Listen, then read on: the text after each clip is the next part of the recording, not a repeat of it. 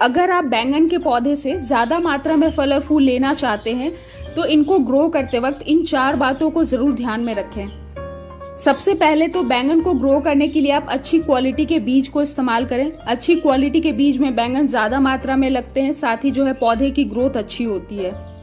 Next, बैंगन एक sun loving plant है, यानी इसको ऐसी जगह लगा के ग्रो करना चाहिए जहां इसको दिन की कम से कम 5 से 6 घंटे की धूप मिल सके। अगला, बैंगन के पौधे में पानी की बहुत ज्यादा आवश्यकता पड़ती है। इसमें ज्यादा मात्रा में फल और फूल लगने के लिए तो हमेशा बैंगन के पौधे में डीप वाटरिंग यानी भर भर के पानी दिया करें। साथ ही इसको टाइम टू टाइम फर्टिलाइज करना यानी खाद वगैरह देना बहुत आवश्यक होता है। स्पेशली मैग्नीशियम और पोटेशियम जैसे खाद का इसमें ज्यादा इस्तेमाल करें।